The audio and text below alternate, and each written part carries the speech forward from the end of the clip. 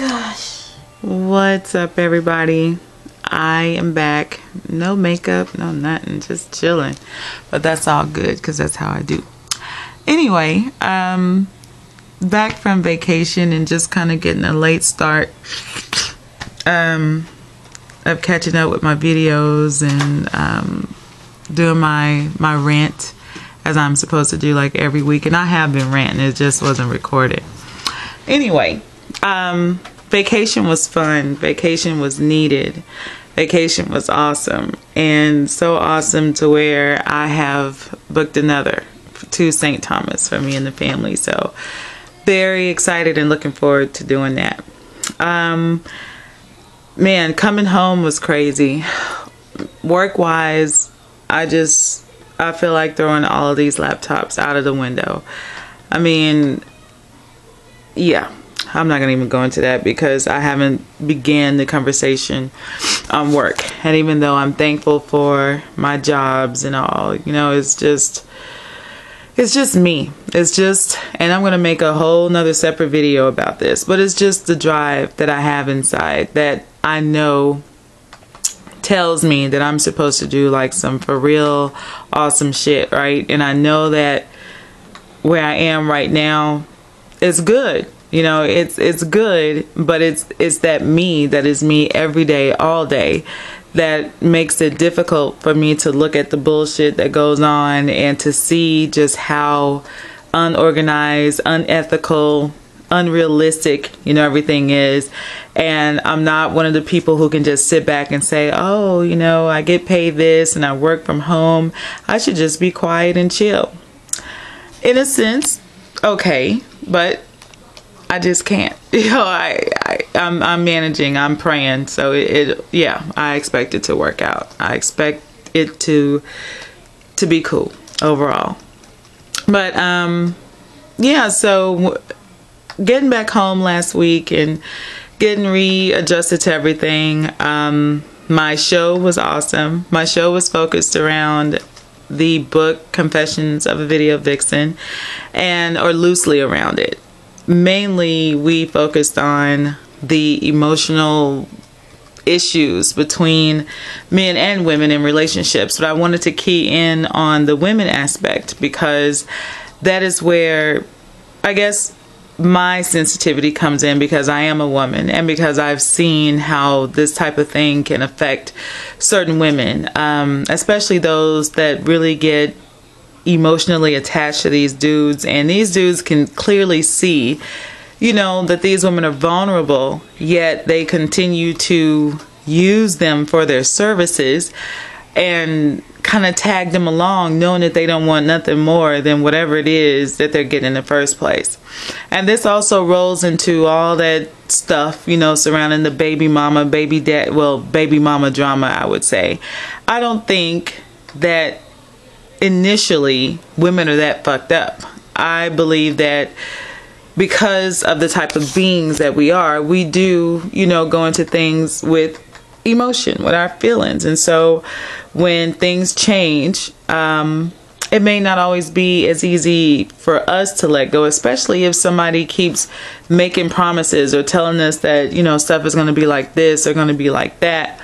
And then once things get out in the open or get just a little bit too sticky to where the dude is now trying to pull back, you know, that's where I think for certain women it gets a little like, nigga, what? You know, and they just kind of vamp out and do some crazy shit.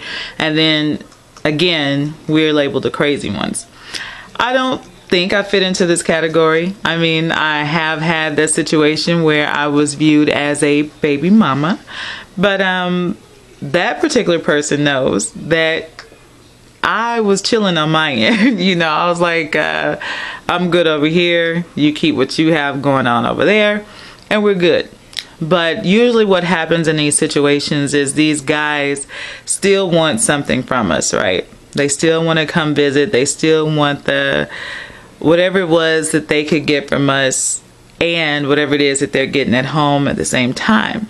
And it just doesn't always work out that way, especially not in my world. So, you know, when things didn't go that way for this particular person, I I mean, they kind of brought the drama to me. I didn't do shit. I kicked ass when necessary, but I didn't do nothing else. But anyway, I know women who've been on the bad side of this stuff, and I've been on the phone with them during the tears, and even if they do have some internal stuff going on that they do need to address that causes them to have such a neediness for something that's not good for them, yeah, that's one issue. That's one thing for sure. But if it's someone that's sort of kind of sane, that can notice, that this is not going too well, or this may cause future problems, and have that ability to pull back, I really think that person should initiate, this is where things stop. But maybe that's a perfect world situation. Maybe that just does not happen in any world or any way where somebody can foresee some issues and just kind of stop things, especially in relationships. It could be me. It could be me. But after having that show, I felt like, as far as me in a relationship, I'm probably doomed, because, the differences between men and women are just so intense sometimes. It's like, damn, how do you do it? The people that have been in relationships for years and years, it amazes me, how the hell do you do it? Because I right now just can't see it. I'm working on me, though. I'm working on my perception of men altogether, and I know that one day I do want some real cool shit to happen in my world. So I know that I have to change my perception and my thoughts towards men in order to let another one in. So and this is not to say that I am jumping the fence and going in any other direction, because it's not. I hate women too. So I'm chilling. I'm chilling, doing what I do right now. I'm enjoying my life more than I ever have before. And the word of the day is, get yourself together. Take time, no matter how long it takes. Get to know you. Get to know the person that you are. Fall in love with yourself. Do things that make you happy. Do things that have no time limit. It's just all about you, all about what you want. And it's okay to be selfish in that regard, to where you're not imposing your issues on anybody else, and you're just taking time to just deal with you, which is what I'm doing. Some people may look at it as turning off from the world, or being selfish, or not caring about anybody else, but that is so not the case. This is me putting some much needed time and love and attention on me.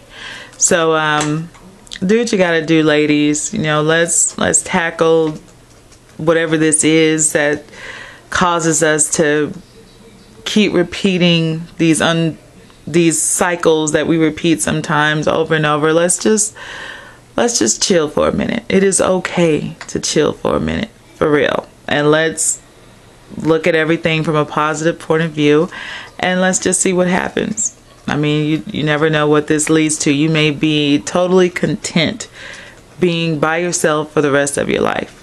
You may or you may not be, I don't know. But I'm just saying, don't rush it. Don't feel like you have to go and do something and be in a certain life because your girlfriends are, or your mom did it, and whatever. This is our world. We don't have to conform to anything else, or be like anybody else.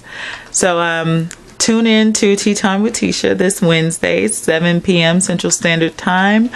Show topic will be around religion, and that will be, around spirituality versus religion. So we're going to take a look into how this can complicate the life of someone who's reaching for that higher self-assurance, spiritual oneness with God or with something, and exploring how it just can get out of whack for some people, and how we just overdo it instead of just knowing this is how it goes, this is what we need to focus on, and just keep it moving. So again, www.firstamendmentradio.com/tea time. That's TTYME, 7 p.m. Central Time, Wednesday. Be there or be square.